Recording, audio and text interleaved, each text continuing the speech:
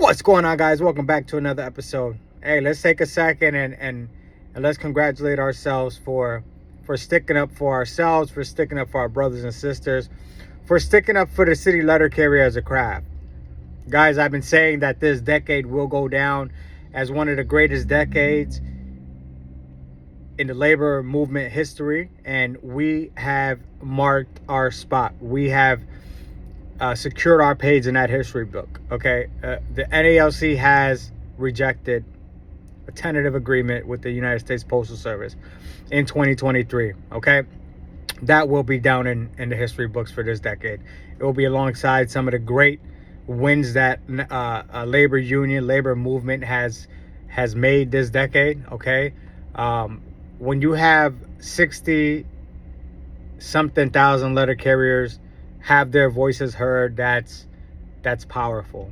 Okay, the Postal Service is an institution. Okay, as a independent agency, we only been around since the 70s, but as a part of government, okay, this agency has been around longer than our Constitution. Let that sit in for a second. Okay, we have survived a civil war. Okay, we are the face of peace and serenity after any major national disaster. Okay, after hurricanes, after blizzards, after tornadoes and great rainstorms, the city letter carrier represents to the American people that everything's going to be all right. Okay, through 9/11, the carriers that were around at that time, thank you for your service. That must have been a real scary time to dedicate yourself to public service, and for that I am thankful. Okay, guys, I don't want you guys to be scared of where we are headed. Okay, we did our part, and I'm not saying that it's over. We're not going to rest on our laurels. That's not my message. Okay, we've survived greater as a agency, as a city letter carrier, as a service for the American people, that we don't need to be scared about what one man and one administration can do. Okay, we survived a civil war where this country separated. Okay, we have to remember that when messages need to be delivered in times of turmoil, the Postal Service will be the one to deliver that message. Okay, we're here and we're here to stay. Okay, let us not be fearful, because fear is detrimental to our mental health, to our spiritual health. Okay, let us not allow fear to enter at this moment, right? But let us rejoice and understand what brought us here. Okay, we were given a smack in the face offer, and it was attempted to be shoved down our throat by the person that is supposed to represent our best interests. Let's remember that. Let's remember that the Postal Service has the right to manage. The management has the right to manage. And what they felt best was to reduce costs, reduce labor costs.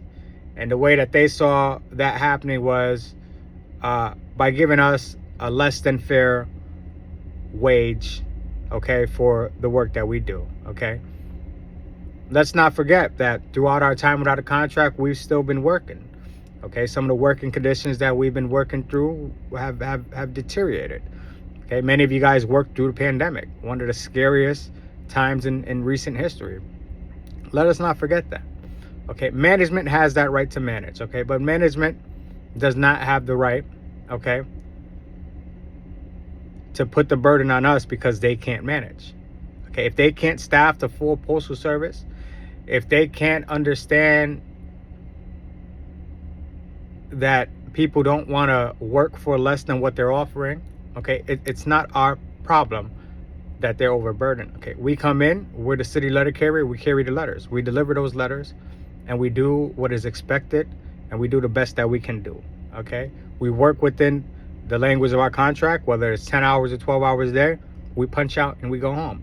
If there's 16 hours worth of mail, that's not our fault. Management has that right to manage. Okay, so what I see happening is a shift in how management will manage in the future, if that makes sense. Don't be fearful about what you hear on the internet, okay, that people are going to come in and gut the Postal Service. If that does happen, it's going to happen on the management side. It's not going to happen on the city letter carrier side. We do the work for the people, okay? And not only us, the clerks, okay, the mail handlers, okay, the truck drivers. We make the mail work, okay? Management manages by sitting on computers, and some of those positions are remedial. Okay, I'm digressing, but I don't want you guys to be scared to think that your job is under risk. Okay, I don't see that happening. As for arbitration, guys, we have to put our best fight forward. Okay, I want you guys to be confident in knowing that Brian Renfroe is not going to be our representative. He's not going to be our voice in arbitration. Okay, there was a law firm hired. Okay, and I'll give you that information right now. Okay, so who is going to represent us is Cohen, Weiss, and Simon. Okay, that's going to be the law firm to represent the NALC. Okay, couple facts I can give you that I'm pretty confident are true. From the Bulldog himself, Corey Walton. What the Postal Service offered us was going to be a 1.3% raise the first year, 1.6% raise the second year, and a 1.7% raise the third year, which would come out to a 4.6% raise, an increase from the 3.9% raise that we were originally offered. However, there were some concessions, okay? Most importantly was the $1,000 at step P for the top carrier. That was retracted, as long as a reduced starting salary for PTFs. They wanted to reduce their salary by $1, and they wanted to change the pay scale by reducing step AA and starting carriers at one step higher. Okay. Then, from my understanding, the executive council said they would not send this back out to the membership because they had no confidence that the membership would accept it.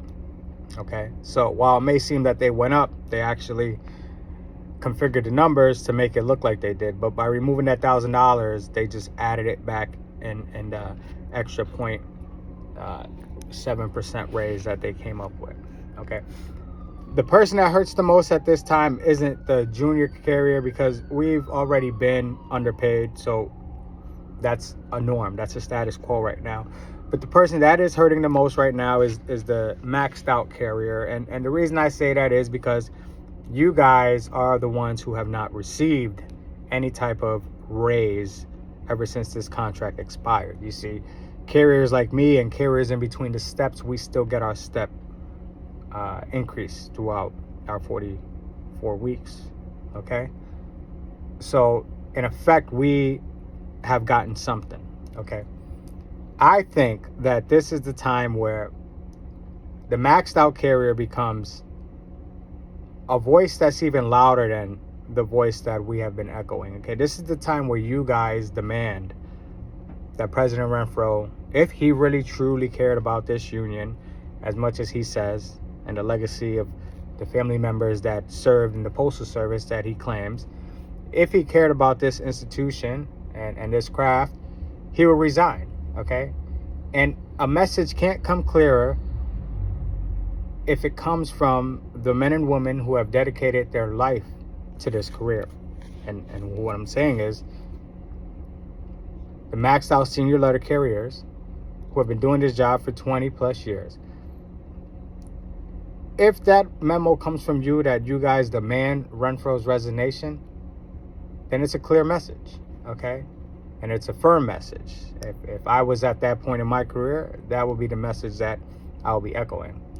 All right, guys, where we are today is just the beginning. Okay, we won a couple battles. Now we're suiting up for the war. All right, now it's time for us to understand the situation that brought us here. Okay, we have no control over anything that already happened. Only thing we can do now is stand together in unity and solidarity and fight for the city letter carrier. Okay, with that being said, let us remember that we are brothers and sisters in a union. Okay, and until next time, I'll be here and you'll be there. Peace.